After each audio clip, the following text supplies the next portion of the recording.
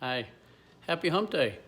Hey, with the school year kind of winding down, I thought this would be a good time to pull out something I wrote about being an eighth grade teacher. Most of you know that I was, and if you didn't know it that before, you know that now. I was an eighth grade science teacher. And I feel kind of sad for the eighth graders right now and the teachers that this is always a really cool part of the year where school's winding down and there were some real special things for the end of the year at the middle school for eighth graders, celebrations and field trips and parties, yearbook signings, all kinds of really cool things that they're kind of missing out on. And yes, I understand that the people from the 60s and 70s went on their senior trip to Vietnam. I get that. But that doesn't make it any more real for these people. So a little tribute to you guys. I wrote this again a couple years ago. I hope you like it. As I just said, I taught eighth grade science for 25 years. It said so in black and white on my contract, on the websites, on the schedules, everything that was printed up for the year. Right there for all to see, Mr. Niche, eighth grade science. For a couple years, that's how I would answer the question, hey, what do you teach? Eighth grade science, of course. That is until I was fully entrenched in the profession. Day after day, year after year, 100 plus students would walk through the doors of my classroom, and 100 plus more would walk by me in the hallway, down in the pit, exchanging greetings, fist bumps, high fives, and gasps, yes, hugs. Oh, we had a science curriculum, and they were certainly all carrying science books. Okay, most of them were. But on some of those days, we never opened them. Some days we talked about sports, movies, television shows, their family, my family, current events, or just life in general. My aha moment came from the words of a young lady just a few weeks into my third year of teaching. We had a program we would nominate a student of the month from our academic team. Someone had shown growth, responsibility, academic success, lots of good stuff. Each team in the building would nominate a student, and they'd be treated to a special pizza lunch in the office, complete with the counselors and principals. Their names would be announced, and their picture would be posted in the cafeteria. They'd say neat things about them during the luncheon. A pretty cool thing.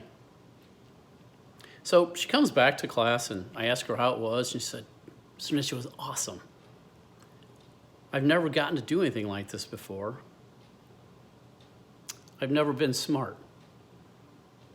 I'll never forget those words, what I said, or how I felt at the moment. It's that same feeling that just came over me as I type and as I read this. Keeping it together as best I could, I told her, sweetheart, you've always been smart. Maybe we're just helping you realize it now. That sent us into an off-the-topic, close-your-books, full-blown love fest classroom discussion.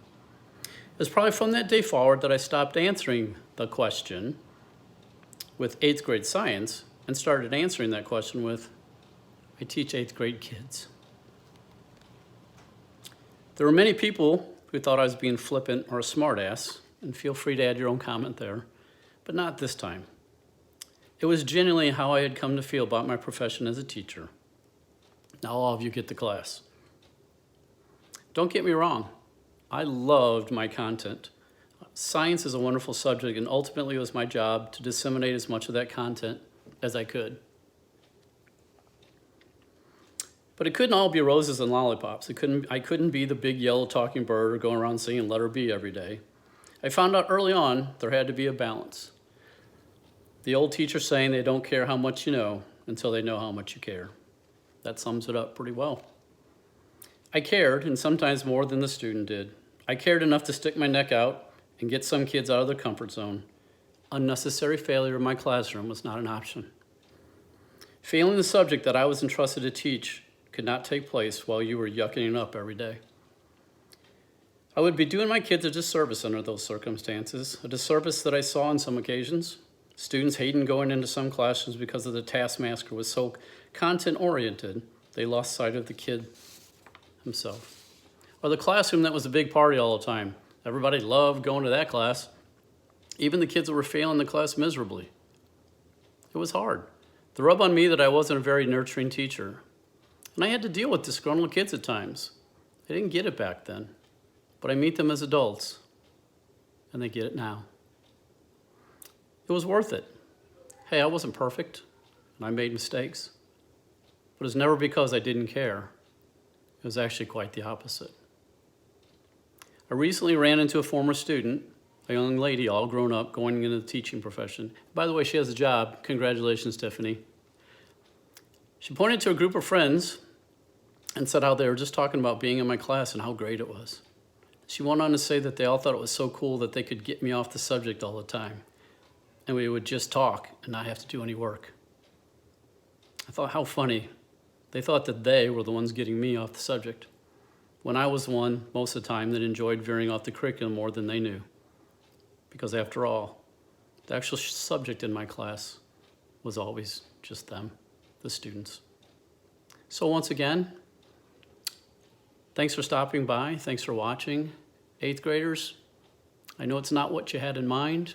8th grade teachers, I know you're missing out. And to my son, Trevor, I know what you're missing. We're gonna be okay, move on. You're gonna tear the high school apart when you get there, Trevor and all of you. So hang in there. Talk to you later, bye.